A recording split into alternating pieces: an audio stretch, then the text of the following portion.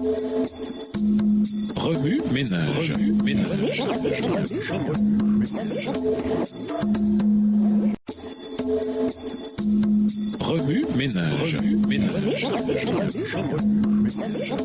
Bienvenue à notre émission Remue ménage. Voilà la leçon de mardi, investiguer. Lisons Apocalypse 11, verset 19, Hébreux 8, versets 1 à 5, Lévitique 16, versets 16 à 19, Hébreux 9, les versets 23 à 27, Hébreux 6, versets 19 et 20, Lévitique 16, verset 30, Jérémie 17, verset 1 et 2 Corinthiens 5, verset 10. Apocalypse 11, verset 19. Et le temple de Dieu dans le ciel fut couvert, et l'arche de son alliance apparut dans son temple. Il y eut des éclairs, des voix, des tonnerres, un tremblement de terre et une forte grêle. Hébreux 8, versets 1 à 5.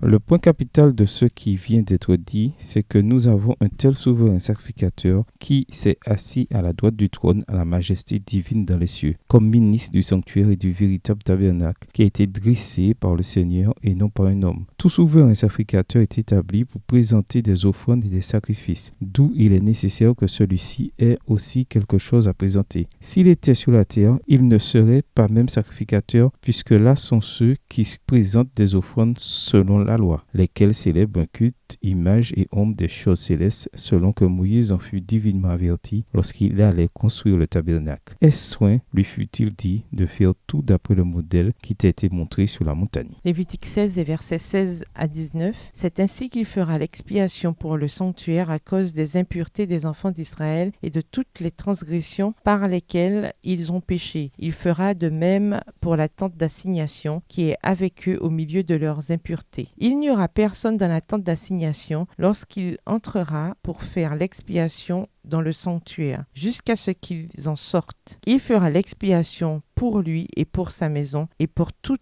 l'assemblée d'Israël. En sortant, il ira vers l'autel qui est devant l'Éternel et il fera l'expiation pour l'autel. Il prendra du sang du taureau et du bouc et il en mettra sur les cornes de l'autel tout autour. Il fera avec son doigt 7 fois l'aspersion du sang sur l'autel. Il le purifiera et le sanctifiera à cause des impuretés des enfants d'Israël. Hébreux 9, les versets 23 à 27. Il était donc nécessaire, puisque les images des choses qui sont dans les cieux devaient être purifiées de cette manière, que les choses célestes elles-mêmes le fussent par des sacrifices plus excellents que ceux-là. Car Christ n'est pas entré dans un sanctuaire fait de main d'homme, en imitation du véritable, mais il est entré dans le ciel même, afin de comparaître maintenant pour nous devant la face de Dieu. Et ce n'est pas pour souffrir lui-même plusieurs fois qu'il y est entré, comme le souverain sacrificateur entre chaque année dans le sanctuaire avec du sang étranger. Autrement, il aurait fallu qu'il eût souffert plusieurs fois depuis la création du monde, tandis que maintenant, à la fin des siècles, il a paru une seule fois pour abolir le péché par son sacrifice. Et comme il est réservé aux hommes de mourir une seule fois, après quoi vient le jugement. Hébreux 6, les versets 19 et 20. Cette espérance, nous la possédons comme une encre de l'âme, sûre et solide. Elle pénètre au-delà du voile. Là où Jésus est entré pour nous comme précurseur, ayant été fait souverain sacrificateur pour toujours, selon l'ordre de Melchisédek. Lévitique 16, verset 30.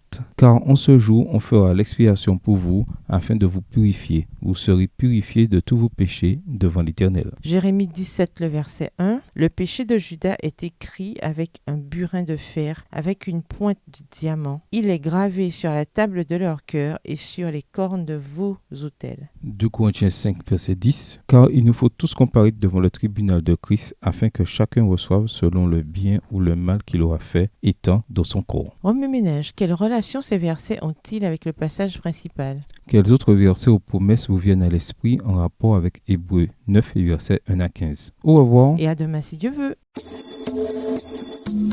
Remue ménage. Remue ménage.